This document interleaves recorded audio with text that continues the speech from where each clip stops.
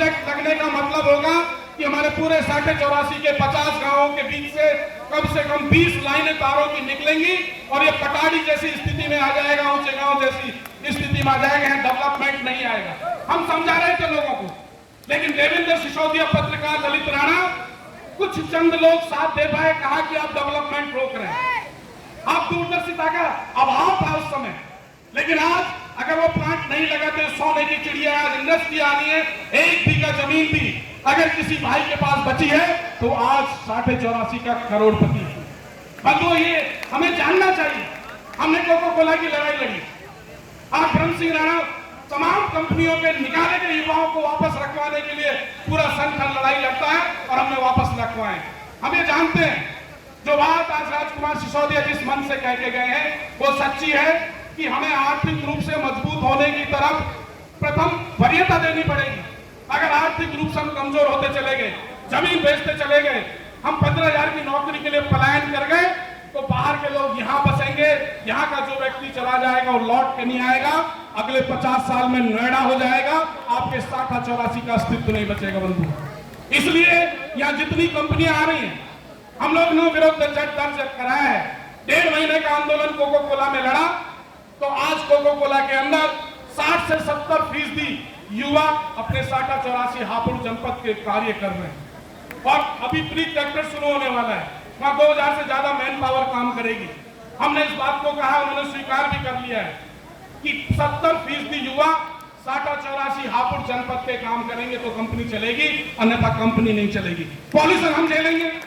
आज सड़कों पर हमारे युवा तमाम एक्सीडेंट में मारे जा रहे हैं, रोड का चौड़ीकरण नहीं हो पा रहा। उस आंदोलन के बाद भी केवल कोको कोला कंपनी बहरे से पहले तक चौड़ा हुआ है, ये हमें गुलाबी तक कराना है।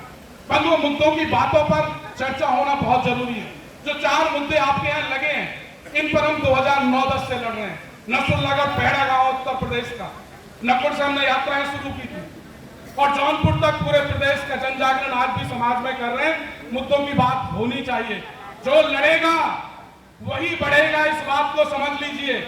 हम किस पार्टी के साथ जुड़े अलग विषय वो चुनाव में देखा जाएगा। अरे हम लोगों ने अपमान सहा, आप वीरभोज जी की इस लड़ाई के क्रम में सबसे ज्यादा अपमान सहारनपुर में हमारा हुआ। एक बार विशेष ने ऐतिहासिक यात्रा की शुरुआत की, वहां पर समाज के लोग सहारनपुर पहुंचे, वहां के डीएम एसएसपी के साथ जब वार्ता हुई रात के 11:30 बजे, उन्होंने कहा कि धरती इधर उधर हो जाएगी, लेकिन विवादित यात्रा सहारनपुर की धरती पर एक कदम आगे नहीं बढ़ेगी। हमें भरोसा हुआ, हमने अपने समाज के युवाओं को वापस लौटने के लिए वीडियो जारी की, आह्वान किया, क्योंकि हम जान रहे थे कि अगर प्रशासन कसम खा चुका है तो ऐसा नहीं होने देगा। लेकिन बंधुओं, वोट बैंक की राजनीति है। सांसद महोदय ने स्वयं उस यात्रा का संरक्षण किया, उनके बेटे ने नेतृत्व किया, पूर्व विधायक वहां पहुंचे, वो यात्रा आगे बढ़ी, संघर्ष बढ़ा, हम लोग यहां से दौड़े। हमारे नेताजी ठाकुर पूरन सिंह जी को हाउस अरेस्ट कर लिया गया, तमाम फोर्स लगा, लेकिन हमने स्पष्ट कह दिया कि अगर अपमान किया गया है तो बदला लिया जाएगा, इसे बर्दाश्त नहीं करेंगे। हमने सब कुछ तो खो दिया है, सब कुछ छिनवा चुके हैं, जमीन से लेकर रिजर्वेशन से लेकर सम्मान से जीने का अधिकार भी एससी ने छीन लिया है। अरे यही तो बचा है स्वाभिमान, एक हमारा इतिहास, उसे भी हम छिनवा देंगे, कंप्रोमाइज नहीं करेंगे। एक बानगी दी हिंदुस्तान की धरती पर, आज आप भारत में नन्हता की धरती से पहली पंचायत 7 अप्रैल 2024 को की, उसके क्रम में आगे बढ़े तो सरकार हिल गई, परिणाम आपके सामने है। ऐसा नहीं था कि 300 सीट नहीं जीती जा रही थी, लेकिन जरूरी था। और उन 3-4 पंचायतों धौलाना तक पहुंचने तक सारे राजनीतिक दलों ने, अगर देश में पहली बार चर्चा होनी शुरू हुई तो वो आपकी शुरू हुई।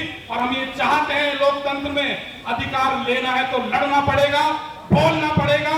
आप पिछलग्गू बनकर एक थप्पा लगवाकर ये प्रमाण पत्र जारी मत करिए बंधु, आने वाली पीढ़ी को न्याय नहीं मिलने वाला है। अरे इतनी बड़ी बड़ी बात कर रहे हैं, कितनी मेहनत से आज का हमारा युवा पढ़ रहा है, कैसे पेट पर पट्टी बांध के आज हमारे बुजुर्ग बच्चों को पढ़ा रहे हैं, कितनी महंगाई है, 99% नंबर ला रहा है बच्चा रात और दिन मेहनत करके। और जब दिल्ली यूनिवर्सिटी में पढ़ने का सपना सजोता है बंधुओं, तो वापस लौट रहा है, क्योंकि 100% नंबर लाकर भी वहां इतनी सीट नहीं है कि सामान्य वर्ग के बच्चों को एडमिशन मिल जाए। क्यों नहीं संस्थान बनाए जा रहे? अगर शिक्षा भी नहीं लेने दोगे, अरे शिक्षा तो ले लेने दो, शिक्षित होने के बाद नौकरी मत देना, वो विदेश जाकर काम कर लेगा, वर्क फ्रॉम होम कर लेगा, लेकिन पढ़ तो लेने दो। पढ़ने के लिए संस्थान नहीं है आपकी अगली पीढ़ी के लिए, आप कहां जाएंगे, आपका भविष्य क्या है, ये इस चिंतन और मनन का विषय है। बंधुओं, हमारा एक ही चुनौती है, हमारा एक ही बार बार हर मन से कहना है कि मान सम्मान, स्वाभिमान और इतिहास के साथ समझौता स्वीकार नहीं करेंगे। अगर किसी पार्टी ने, किसी सरकार ने हमें बंधुआ वोटर समझ लिया है तो गलतफहमी निकाल दे, वानगी देख चुकी है। आने वाले समय में अगर हर युवा में आक्रोश पैदा हो गया तो परिणाम कुछ और होगा। लड़ना तो तब भी हमें है, लड़ेंगे तब भी आप ही, लड़ेगी तब भी सेना ही। फिर किस बात के लिए डर?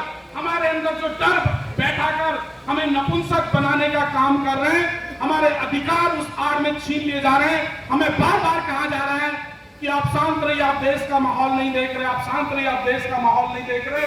और बीते 30 सालों में हमने अपना सब कुछ छिनवा दिया। बंधु, मेरे अपने गांव में भाजपा के मंडल अध्यक्ष पर यह एक्ट लगा है। वीरेंद्र सिंह के पिताजी, उनके दादाजी आरएसएस से जुड़े रहे, इस पार्टी के लिए काम किया, उस घटना में शामिल भी नहीं है। उसके बाद भी मैं डासना जेल जाना पड़ रहा है, डासना जेल जाकर जमानत लेनी पड़ रही है। तो बताइए आप, ऐसे 1000 से ज्यादा उदाहरण पश्चिम उत्तर प्रदेश के लिए ला सकता हूं। रमेश रावल घोड़ी बछेड़ा का इतना मजबूत कद, इतनी बड़ी लड़ाई लड़ने वाला, उस पर फर्जी लगवा दिया जाता है, इतनी मोटी फाइल जुड़ जाती है, 6 महीने तक भागते हैं, लेकिन संबंधित सीओ एक कलम से उन्हें निर्दोष साबित नहीं करता, जबकि समाज के 1000 एफिडेविट को जमा कर देते हैं। बंधु, ये छोटे नहीं, स्वाभिमान से जीने के हक पर ये